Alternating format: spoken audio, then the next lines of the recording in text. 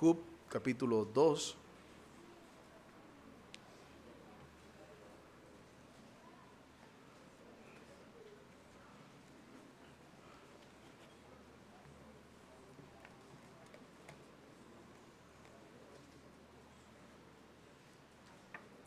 Habacuc, capítulo 2.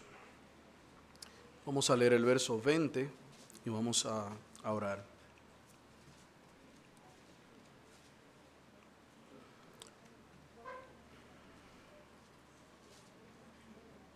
Nos dice el texto: mas Jehová está en su santo templo, calle delante de él toda la tierra. Amén. Señor y buen Dios, nosotros acudimos a tu presencia en esta hora, rogándote que perdones nuestras iniquidades, nuestras faltas, y haga que todo este culto racional de adoración que hemos elevado a ti y que elevamos a ti en esta mañana pueda ser acepto ante tu presencia. Que todas las faltas que hemos cometido al acercarnos a tu trono, donde este texto dice que tú estás, sean perdonadas, y que no nos mires a nosotros y nos pague conforme a nuestra iniquidad, sino que mire a Cristo y su obra a favor nuestro, y a través de él te plazca, Señor, en bendecirnos en esta mañana, pues te lo pedimos en el nombre de Jesús. Amén. Amados hermanos, nosotros el domingo pasado el pastor Guzmán y el pastor Dante habían estado predicando tanto en la mañana como en la tarde acerca de examinarnos y ver cómo estábamos caminando en nuestra vida cristiana. Y este es un texto que nosotros debemos meditar junto con otros textos más que iremos meditando poco a poco. Pero hermanos, nosotros tenemos la necesidad de reevaluar la forma en cómo nosotros estamos adorando a nuestro Dios. Y cuando me refiero a la adoración, no me refiero únicamente, hermano, a la adoración pública aquí en la iglesia, sino a nuestra vida como cristianos, nuestra vida de adoración a Dios desde el lunes hasta el lunes, desde la hora 0 hasta la hora 24. Porque ciertamente, hermano, que muchas veces queremos englobar la adoración al tiempo público que tenemos en la iglesia. Y muchos nos han vendido también que la adoración es solo para aquellos que cantan en la iglesia, los llamados por muchos adoradores. En el texto de Juan, cuando el Señor Jesucristo habla con aquella mujer samaritana, le dice: la hora es y la hora viene, en que los verdaderos adoradores adorarán al Padre en espíritu y en verdad.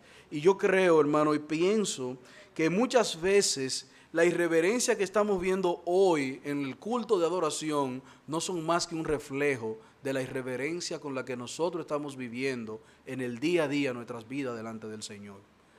Aquí solo traemos un reflejo de lo que es nuestra vida durante toda la semana, nuestra vida de adoración. Y lo cierto, hermanos, es que esto preocupa.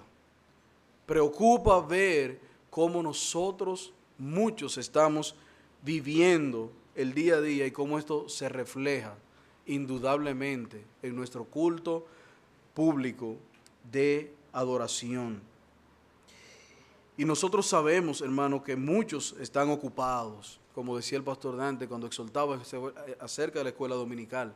Pero déjeme decirle, hermano, que también esos hermanos que son maestros de escuela dominical son gente con trabajo y ocupado, que se esfuerza por agradar a su Señor y venir a servirle en amor a cada uno de nosotros aquí cada domingo. Y es una falta de respeto a Dios en primer lugar y luego a sus hermanos cuando usted no valora el esfuerzo de amor que ellos hacen para venir a servirle a sus hijos el evangelio, que ha de ayudarlo a sembrar en su corazón la palabra de Dios en sus vidas. Y es una falta de irreverencia al Señor cuando nosotros a todos los lugares llegamos a tiempo, pero a nuestra cita con el Dios Todopoderoso llegamos tarde. Eso habla de nuestra vida de adoración, no habla de otra cosa, hermano, habla de nuestra vida de adoración. Así que quiero concentrarme un poco en esta mañana en la actitud con la que nosotros los cristianos nos preparamos para venir a la casa del Señor. Cómo preparamos nuestras vidas, cómo nosotros durante toda la semana fomentamos en nuestra vida una actitud de estudio, de reverencia, de amor a Dios, que se hace entonces evidente el domingo cuando nos reunimos aquí en la iglesia. Y lo cierto es, hermanos, que también esta falta de reverencia puede estar motivada por dos razones. Y una de ellas es esta, que hemos olvidado ejercitar nuestras mentes con el conocimiento de aquel que venimos a adorar. Durante la semana no estamos estudiando, no estamos interesados en conocer un poco más a Dios, en ver un poco más de su carácter, en aprender de sus atributos. Y obviamente cuando nos acercamos aquí, eso afecta la forma en la que nosotros adoramos a Dios. Y la segunda razón, hermanos, es que hemos bajado los estándares. Hemos bajado nuestros estándares de adoración, de reverencia, de temor y de amor al Señor en lo privado. Y cuando bajan allí, se evidencia aquí, mi hermano. Cuando usted permite que su hijo en medio del devocional haga lo que él quiera, es evidente que cuando llegue a la iglesia, él también hará aquí lo que él quiera. ¿Sí o no? Si en el tiempo de oración, en el devocional, yo le permito a mis hijos jugar, hacer musaraña, brincar mientras oramos, ¿qué usted cree que va a pasar cuando estemos aquí en la iglesia? Un reflejo de lo que pasa en la casa. Si nuestros hijos no aprenden desde la casa, en lo privado, que cuando estamos leyendo la palabra de Dios, estamos escuchando a nuestro Dios soberano, el pastor no podrá enseñárselo en la iglesia. No podrá. El trabajo de la adoración, amados hermanos, empieza en lo privado. El trabajo de adoración empieza en lo privado. Y ello se reflejará en la iglesia. Por eso vemos la condición triste de muchos en la iglesia. Y nos preguntamos por qué no canta, por qué no hay gozo, porque no se muestra una evidencia de amor hacia lo que está cantando. Cuando canta de la maravilla de Dios, pareciera que lo que menos hay en la canción es maravilla. Y lo vemos, oh maravilla de tu amor.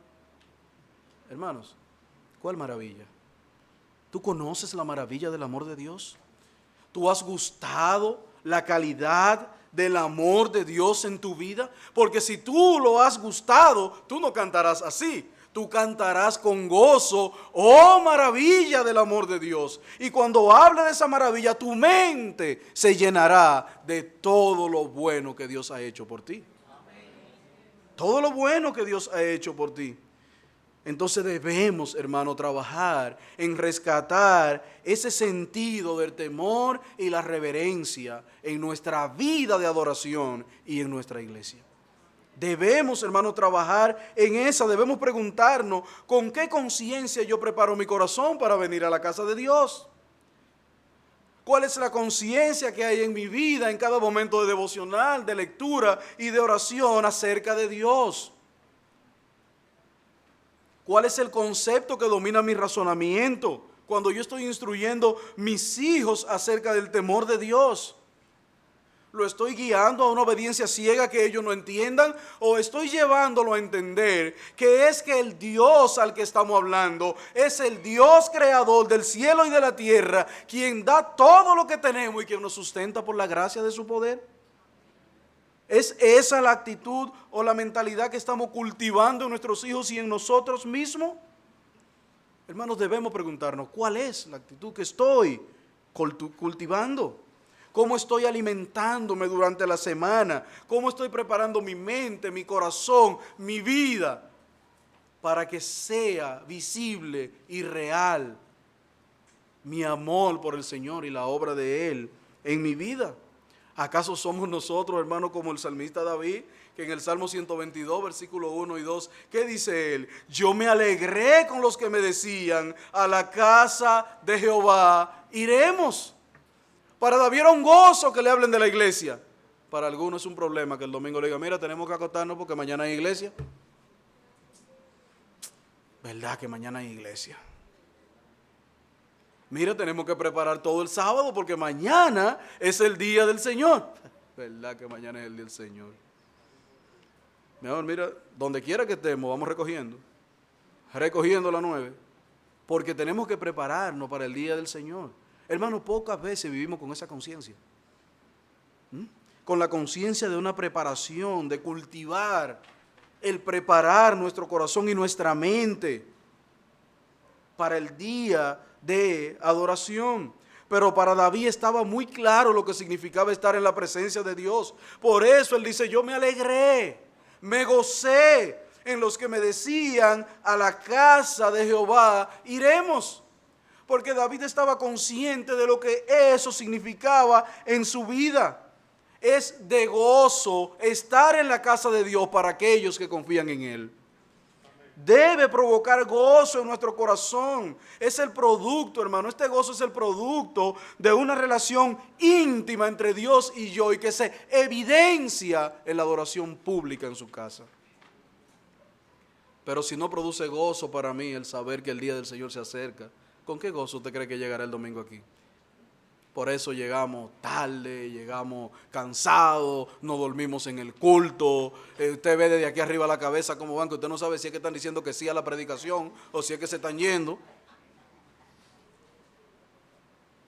Hermano, si nos reímos, pero es algo serio, tú te estás durmiendo en la presencia de Dios.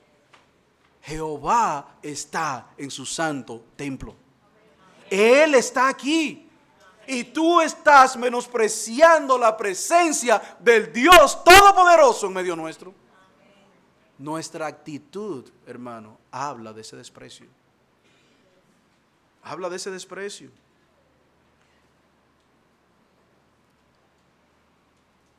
David estaba claro de que para él estar en la presencia de Dios era un gozo, de que venir a la casa de Dios producía en su corazón un salto de alegría. Por eso el Salmo 84, versículo 10 dice, mejor es un día en tus atrios que 1000 fuera de ellos. ¿Y cómo termina diciendo el salmista? Escogería antes estar a la puerta de la casa de Dios que morar fuera de ella. Que habitar en moradas de maldad. O sea, David está diciendo, para mí aún estar en la puerta, aunque no me dejen entrar, es de gozo. Yo prefiero estar ahí a la puerta, que con cualquier empujón entro, que estar fuera de aquí. Hermanos, el corazón del salmista estaba claro en que lo que trae bendición a la vida del hombre es Dios. Que la bendición del hombre es Dios. Por eso él escogería estar por lo menos en la puerta. Por ello, hermanos, es vital que nosotros nos preguntemos cómo nos preparamos para estar aquí. Y en este mensaje yo no voy a hablar cómo debe ser nuestro comportamiento en el culto. Esa es otra cosa. Solo quiero que nos concentremos en ver cómo nos preparamos para estar aquí. Cómo preparamos nuestro corazón durante la semana, amados. Y yo quiero que consideremos 4 elementos fundamentales que deben ayudarnos a nosotros a prepararnos durante la semana para venir aquí a alabar y adorar al que vive y reina por los siglos de los siglos. Lo primero es esta declaración gloriosa que Habacuc nos da aquí.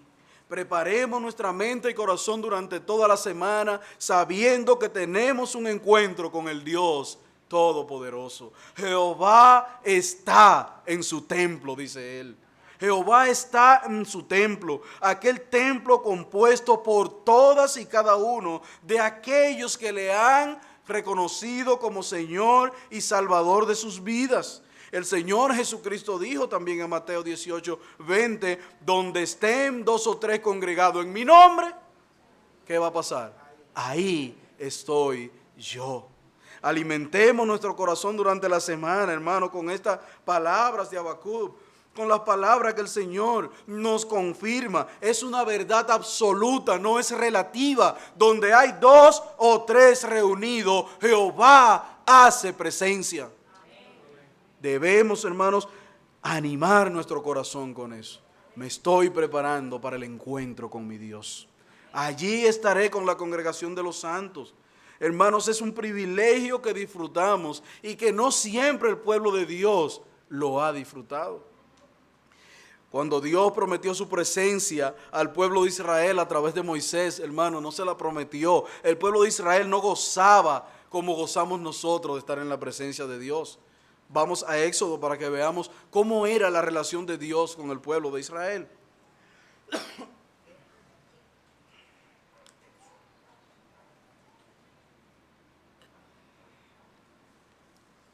Éxodo capítulo 33,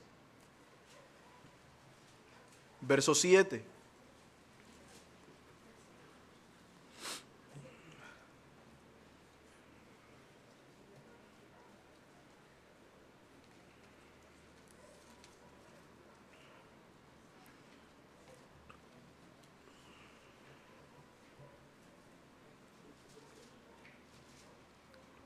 Nos dice el texto: y Moisés tomó el tabernáculo y lo levantó lejos, fuera del campamento, y lo llamó el tabernáculo de reunión.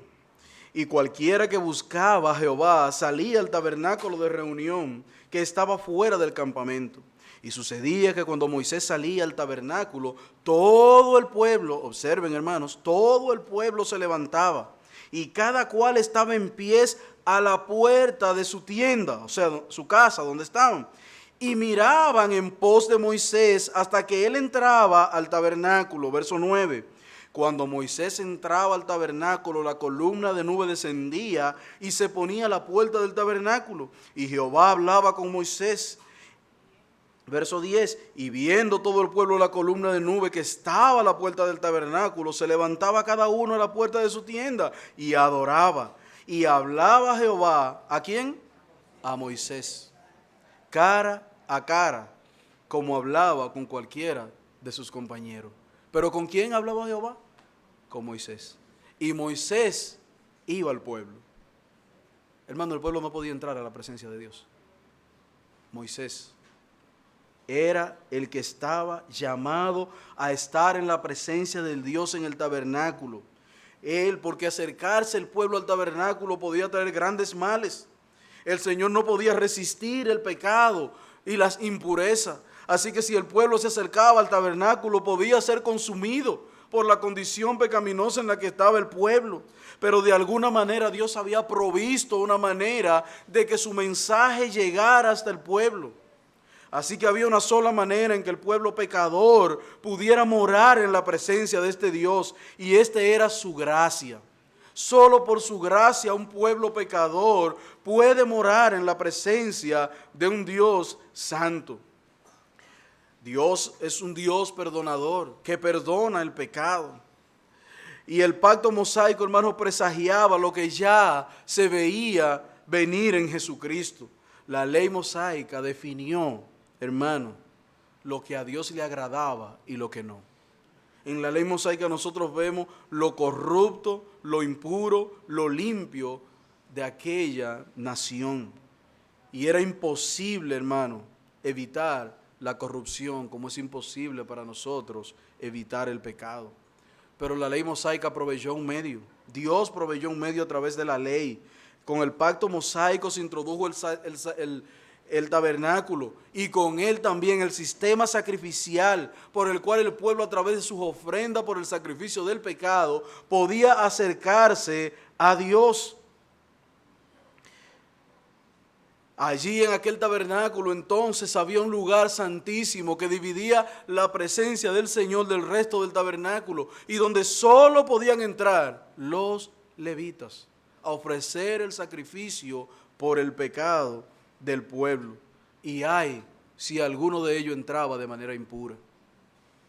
Ay, de alguno de aquellos entraba de manera impura, podía morir consumido por la presencia del Señor. Así, a los hombres se les informó que solo por medio del derramamiento de sangre había remisión de pecado. Y todo el sistema mosaico, como vemos en el libro de Levítico, presagiaba algo grande, y era que el Cordero, el Mesías de Dios, vendría a morir en este mundo, a derramar su sangre en la cruz del Calvario, para que tú y yo hoy gozásemos de la presencia de Dios en medio nuestro. Eso era lo que presagiaba la ley mosaica. Todo el libro de Levítico, hermano, apunta al sacrificio glorioso de Cristo en la cruz, quitando el pecado de aquellos que le confiesan como Señor y Salvador. Por esta razón, hermano, la presencia de Jehová es una realidad en medio nuestro. Y debemos alimentar nuestro corazón con ello.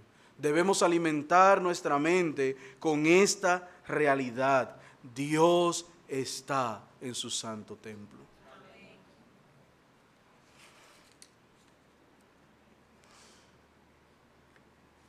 La razón por la que aún nosotros continuamos con vida, a pesar de nuestra falta de preparación, nuestra falta de reverencia al llegar a un evento tan glorioso como es la reunión con Dios, la razón por la que no hemos sido consumidos, hermanos, por el solo atrevimiento de no pensar que Dios está de una manera vívida en medio nuestro, ha sido la obra de Cristo a favor nuestro. Hermanos, por eso no hemos sido consumidos por la ira de Dios.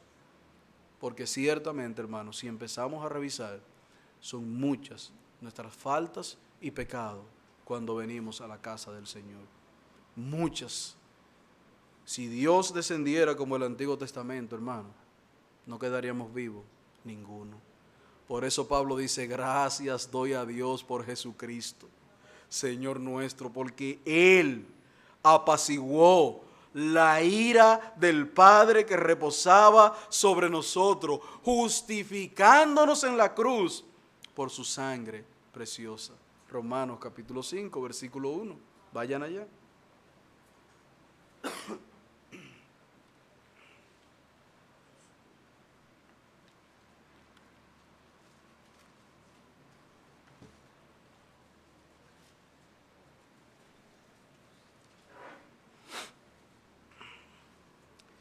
Justificado pues por la fe, tenemos que paz para con Dios. Hermano, la justificación es lo que nos permite estar hoy en la presencia del Señor sin ser consumido. Justificado pues por la fe, tenemos paz para con Dios por medio de nuestro Señor Jesucristo, por quien también tenemos entrada por la fe a esta gracia en la cual estamos firmes. Y termina diciendo el texto, y nos gloriamos en la esperanza de la gloria de Dios. Ahí nos gloriamos. Así, hermano, que cuando nos preparamos en la semana para venir a la casa del Dios viviente, tomemos un momento, pensemos en la semana la implicación que esto tiene para nosotros. Medita en ella. Enamórate de tu Dios de tal forma que tú quieras estar en la presencia de Él. Porque estar aquí, hermanos, es un momento especial para nuestras almas. Dios está en su santo templo.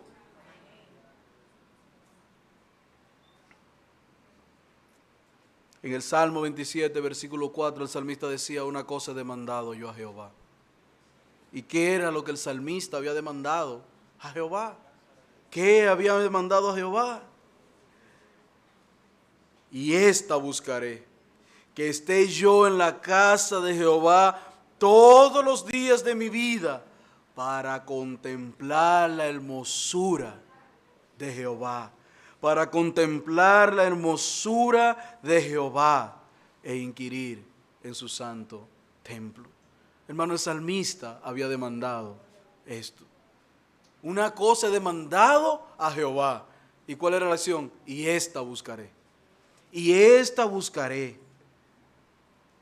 Cuando venimos a la casa del Señor, hermanos, no venimos a una reunión cualquiera.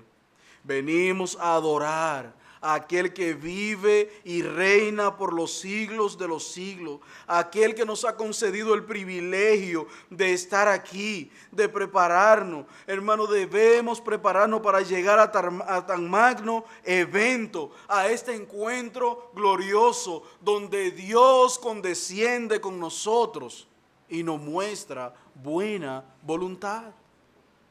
Debemos preparar nuestro corazón con esta verdad. Observen el Salmo 133, cómo inicia. Y lo citamos muchas veces. Mirad cuán bueno y cuán de grande, hermanos. Y cuán delicioso es habitar los hermanos juntos en armonía. ¿Y cómo termina ese salmo? Porque allí envía Jehová bendición y vida eterna. Así termina, hermano. Allí envía Jehová bendición y vida eterna. Hermanos, debemos llenar nuestra mente y nuestro corazón con esta convicción de que Dios estará en su casa y allá habrá bendición y vida eterna para mi alma. Cuando yo alimento mi corazón con esa verdad, entonces, hermanos, vengo con una correcta perspectiva y con una actitud correcta a la casa de Dios. Pero en segundo lugar, hermanos, alimentémonos de la verdad de que Dios estará en su casa. Pero también agrégale a esa verdad, pon en tu mente, ejercita tu mente contemplando en la grandeza de Dios. Cuando venimos aquí, ok, Jehová está en su santo templo. Y alguien nos puede preguntar, ¿y? El que no conoce a Dios no puede decir, ok, Jehová está en su santo templo. ¿Y? Y nosotros decimos, ¿y? Te voy a decir ahora, el Dios Todopoderoso, el Creador del cielo y de la tierra, quien hizo todo con el poder de su palabra, ese es el Jehová que estará en su santo templo. Entonces debemos pensar en la grandeza de nuestro Dios. Cuando no contemplamos a nuestro Dios, hermano, en su totalidad, obtenemos una imagen distorsionada de lo que Él es. Pero cuando lo contemplamos, la hermosura de su santidad, podemos ver su grandeza, hermano. Podemos abrazarnos a ella y podemos vivir de una manera justa, santa y piadosamente. Porque estamos ante un Dios que tiene poder para ayudarnos a vivir de acuerdo a su voluntad. Lo dicho en palabras de Martín Lutero, nuestro concepto de Dios a veces, hermano, es muy humano. Nuestro concepto de Dios muchas veces es muy humano. Y pensamos en Dios hasta donde nuestra mente limitada llega. Pero como nuestra mente es tan limitada, a Dios le plujo dejarnos su revelación para que contemplemos allí la grandeza y la magnificencia de su poder. Y debemos alimentar nuestra mente y nuestro corazón con estas palabras. Los cristianos debemos ejercitar nuestra mente en la lectura bíblica continua, porque es allí donde vamos a contemplar, es allí donde vamos a ver las historias de las grandes proezas de nuestro Dios a favor de su pueblo. Es allí donde nuestro corazón se alienta y puede ensancharse para ver la magnitud de la grandeza y del poder de nuestro Dios. Como dice Juan capítulo 1, versículo 14, y el verbo fue hecho carne y habitó entre nosotros y vimos su gloria como del unigénito del Padre, lleno de gracia y de verdad.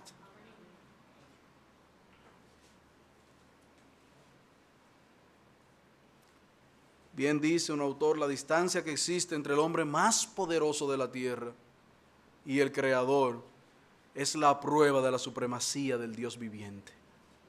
Por poderoso que sea un hombre sobre la tierra, no se puede ni siquiera comparar con lo que es el poder de nuestro Dios. No se puede comparar. Él es el alfarero. Él es el alfarero, hermanos, y con sus manos nos moldea como barro, según Salmos 2, 9. Pero, hermanos, pensar en la grandeza de Dios prepara nuestro corazón para el encuentro con Él. Pensar en su grandeza prepara nuestro corazón para el encuentro con Él. De ahí que, hermanos míos, la supremacía de Dios está positivamente declarada en muchos textos en las Escrituras que pueden ayudarnos a cultivar este corazón. Vayamos al primer libro de Crónicas, capítulo 29, verso 11. Y veamos cómo declara el texto allí. Tuya es, oh Jehová, la magnificencia y el poder, la gloria, la victoria, el honor, porque todas las cosas están en los cielos y en la tierra son tuyas. Tú, oh Jehová, tuyo es Jehová, es el reino. Tú eres excelso sobre todo. Verso 12. Las riquezas y la gloria proceden de ti, y tú dominas sobre todo, y tu mano está la fuerza y el poder, y en tu mano hacer grande y dar poder a todos. Todo está en la mano, hermano, todo está en la mano de nuestro Dios. Pudiéramos pensar en grandes monarcas, hermanos. Pudiéramos pensar en el poder que tiene la reina Isabel de Inglaterra, venerada por muchos.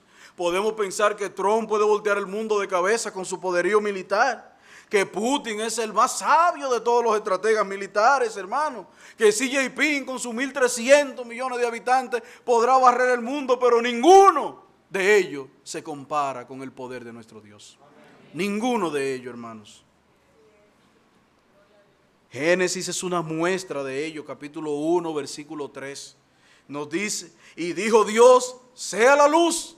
¿Y qué pasó, mi hermano? Y fue la luz. Y fue la luz. Hay expansión en medio de las aguas y sepárense las aguas. Y el versículo 7 dice, y hizo Dios la expansión y separó las aguas que estaban debajo de la expansión, de las aguas que estaban sobre la expansión. Y fue así. Y llamó Dios a la expansión cielo, y fue la tarde y la mañana el día segundo. Y por ahí sigue. Y dijo Dios, y dijo Dios, y dijo Dios. ¿Y en qué termina la historia? Y todo lo que Dios dijo, se hizo. Todo lo que Dios dijo, se hizo.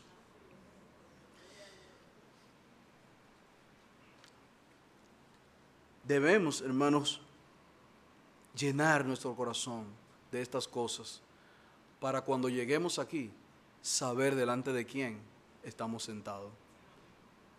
Saber delante de quién estamos sentados.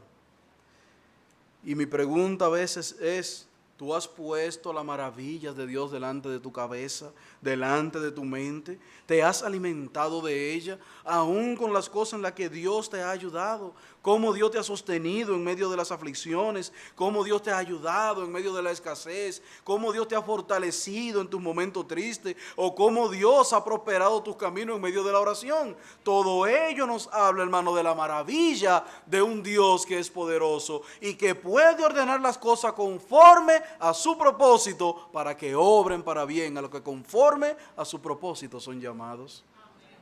Debemos meditar en eso. Hermanos, entonces esto nos lleva a una conclusión. No podemos adorar a un Dios que no conocemos. No podemos adorar a un Dios que no conocemos. Porque la calidad de nuestra adoración, hermano, está ligada o es proporcionalmente directa al conocimiento que tenemos de Dios. La calidad de nuestra adoración, hermano, está ligada al conocimiento que tenemos de Dios. No podremos adorar a Dios en su magnitud si no nos preocupamos por conocerlo. Y hermanos, les aseguro algo. En la medida que Dios nos conceda la gracia de ir creciendo en su conocimiento, así mismo creceremos en adoración y reverencia a Él.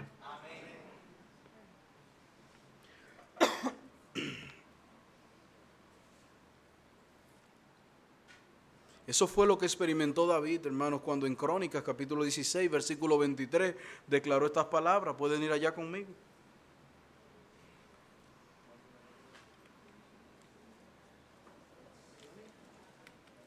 Primer libro de Crónicas, capítulo 16, versículo 23.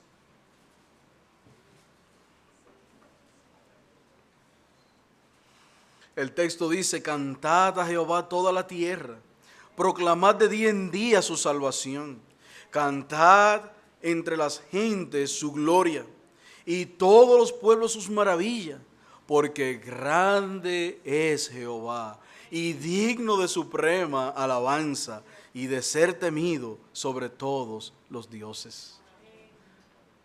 Por ello clamó David estas palabras al contemplar la maravilla de Dios y ver su poder. ¿Qué dijo David?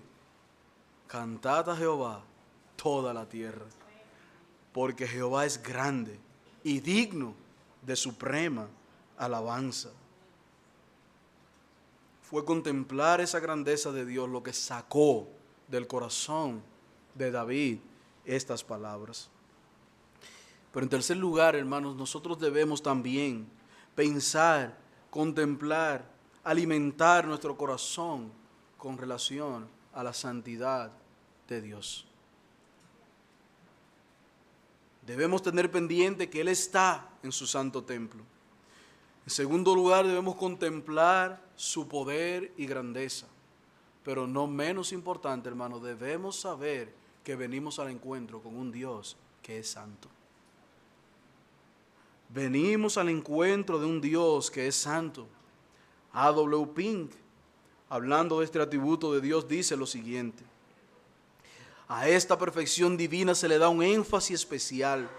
Se le llama santo a Dios más veces que poderoso. Se le llama santo más veces que poderoso.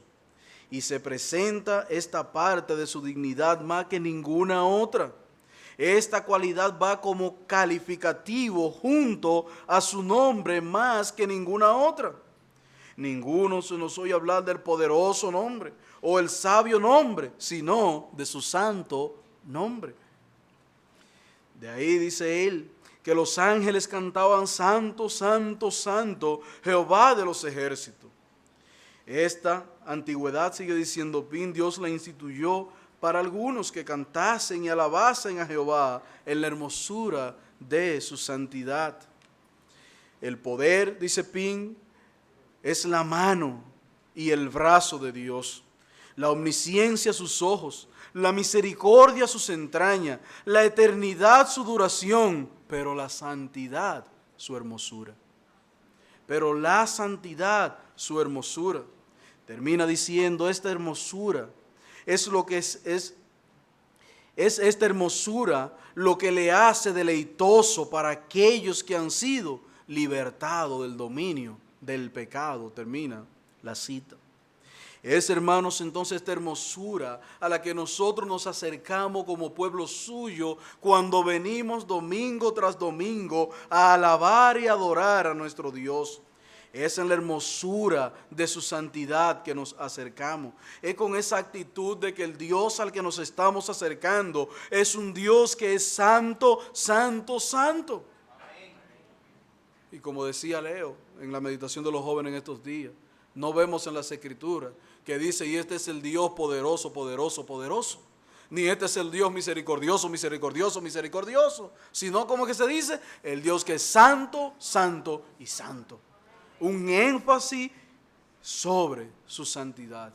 Hermanos, cuando venimos a la casa del Señor, nos estamos acercando a un lugar santo, donde el santo está presente. Y esto tiene implicaciones muy grandes para nuestras vidas. Comenzando con el texto que Habacuc cita en el capítulo 1, versículo 7. Debemos venir con esa conciencia. Muy limpio eres de ojo para ver el mal, Señor. Entonces, hermanos, arreglemos nuestras cosas, porque nos vamos a sentar delante del santo. Venimos delante de un Dios que es santo, y Habacuc dice, muy limpio eres de ojo para ver el mal, ni puedes ver el agravio. La santidad de Dios, hermanos, hace ver nuestra suciedad, nuestras faltas e impureza, y al verla podemos decir con el salmista David, contra ti he pecado, he hecho lo malo delante de tus ojos, para que seas reconocido justo en tu palabra y tenido por puro en tu juicio.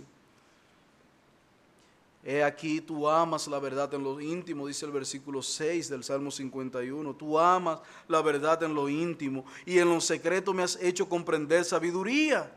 Por tanto, dice David, purifícame con hisopo y seré limpio, lávame y seré más blanco que la nieve. Crea en mí, oh Dios, un corazón limpio, renueva un espíritu recto dentro de mí. No me eches delante de tu presencia y no quite de mí tu Santo Espíritu.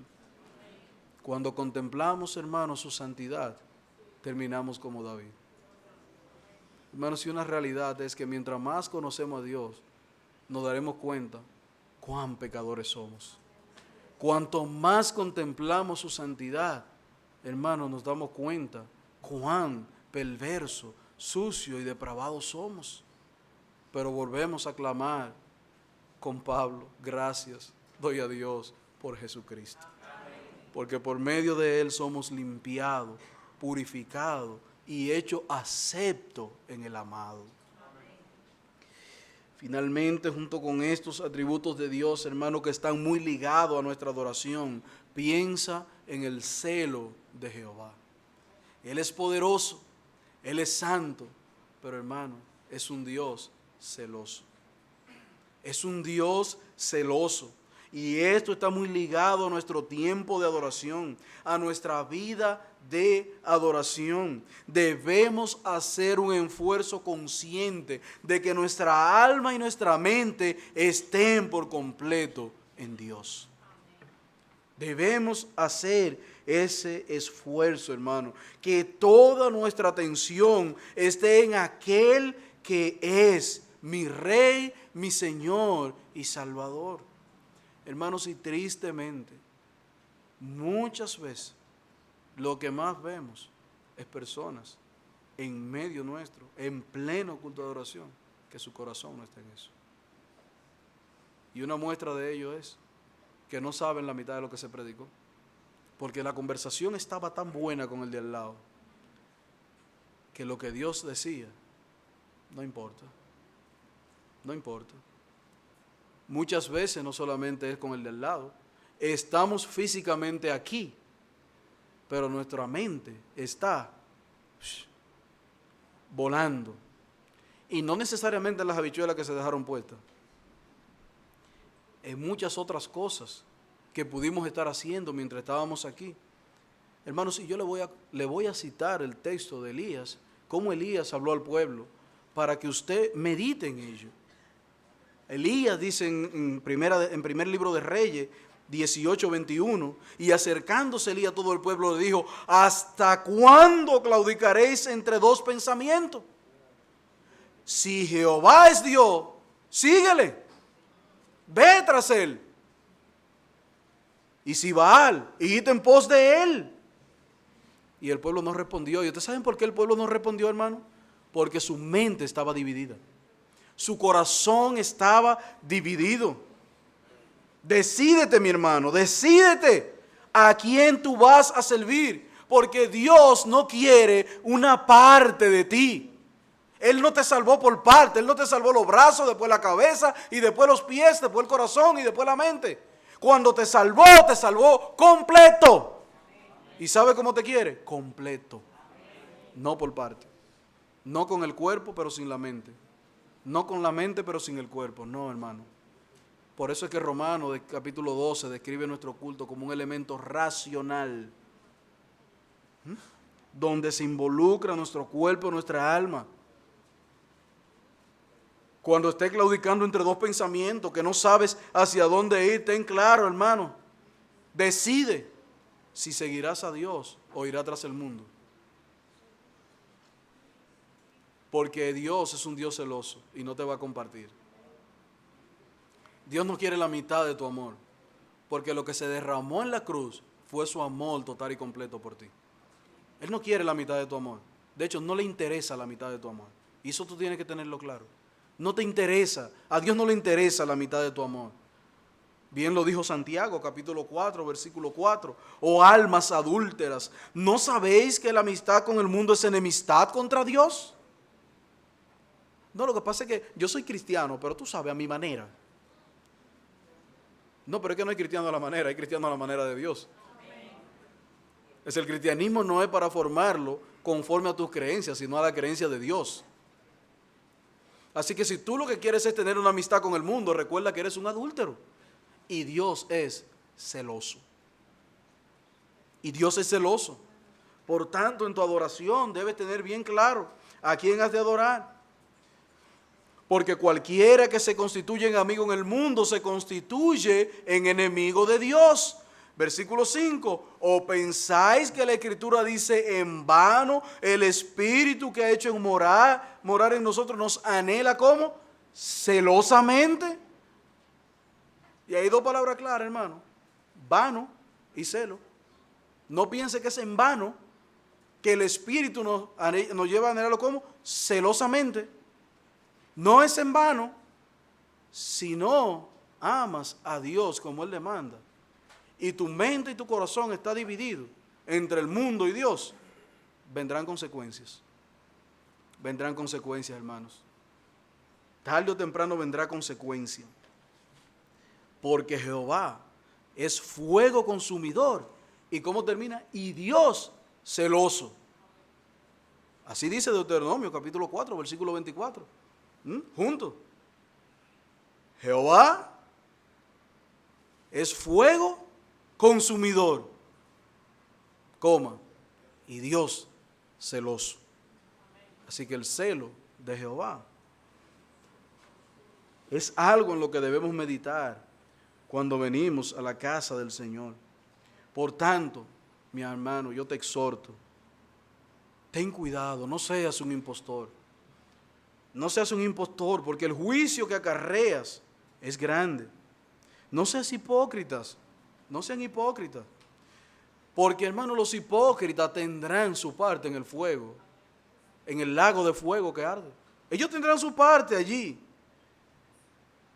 Mi amigo, si tú estás aquí y no tienes a Cristo, nosotros lo que podemos decirte es, huye de la ira venidera. Huye de la ira venidera. Vuélvete al Dios que te creó, porque Él te creó con un propósito para su gloria. Y cuando tú no estás viviendo para su gloria, estás en la órbita de su justo juicio el día del juicio final.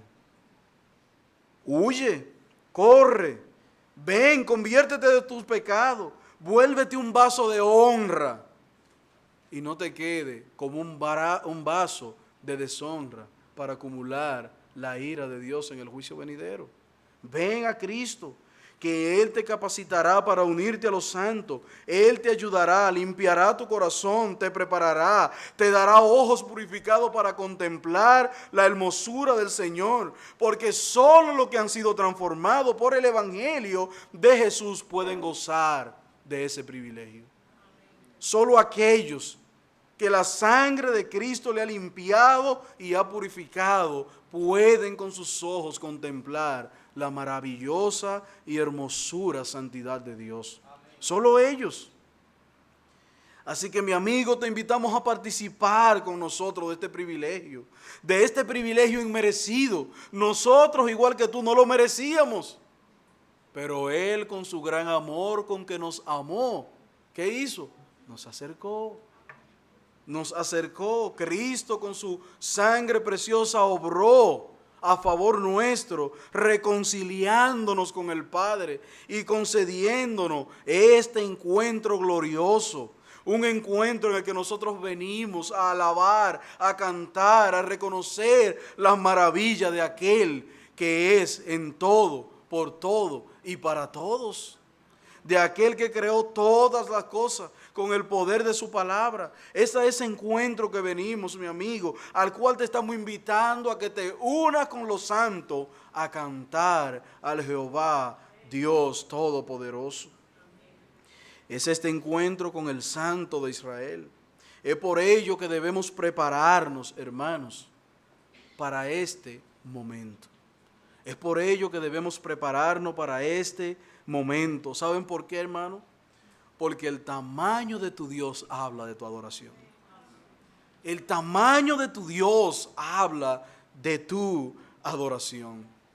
Si en tu mente lo que hay es un Dios pequeño, débil y que no es capaz de ayudarte, tu adoración será a sí mismo.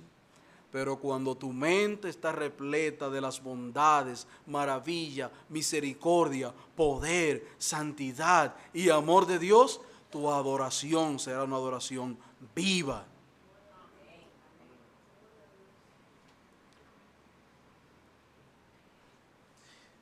Así que, hermanos, algunos consejos o algunas aplicaciones finales.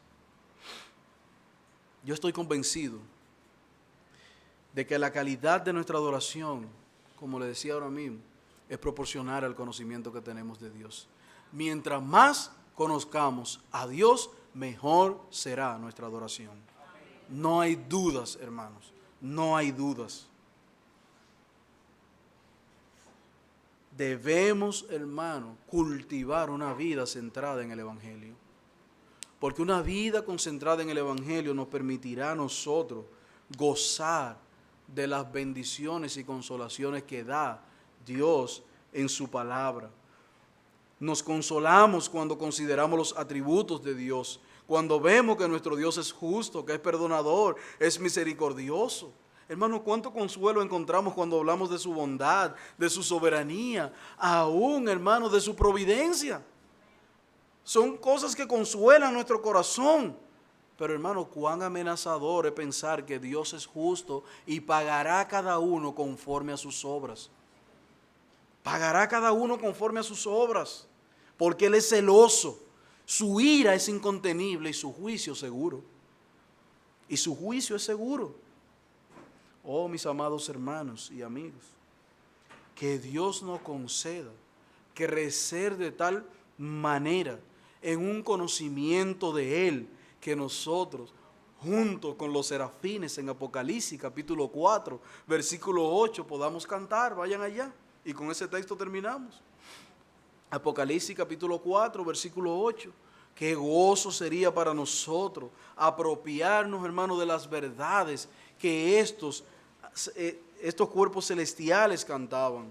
Noten el verso 8 como dice: y los 4 seres vivientes tenían cada uno 6 alas, y alrededor y por dentro estaban llenos de ojos, y no cesaban día y noche de decir: santo, santo, santo es el Señor Todopoderoso, el que era, es y ha de venir.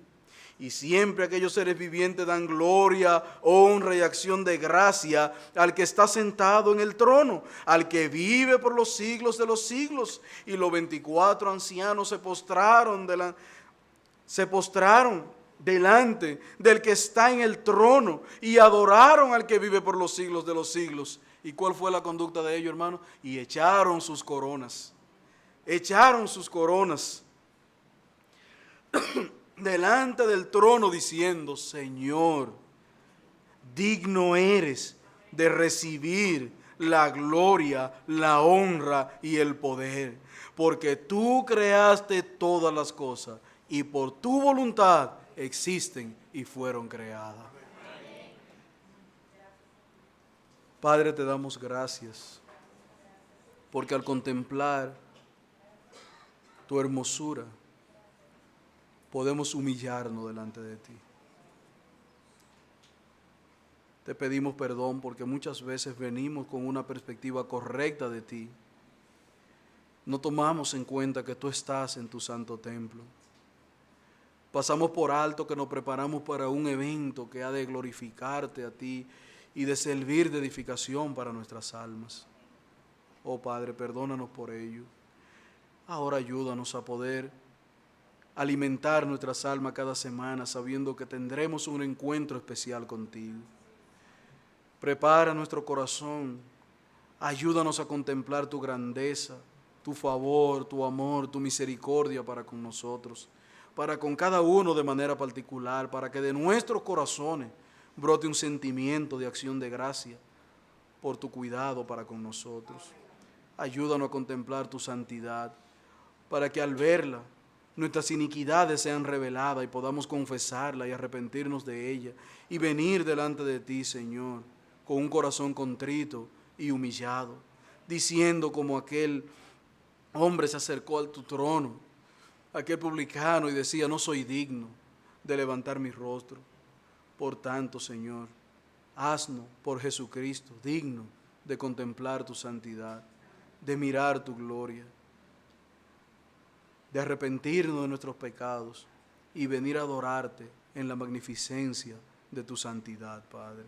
Ayúdanos a saber que tú eres un Dios celoso, que tú nos has amado con amor eterno, que la amistad con el mundo es enemistad contra ti y que debemos preferirte a ti por encima de todo, Señor, para que nuestro amor sea un amor puro, fiel, abrazado, amarrado a ti, Señor, y todo lo demás sea una consecuencia de nuestra relación contigo.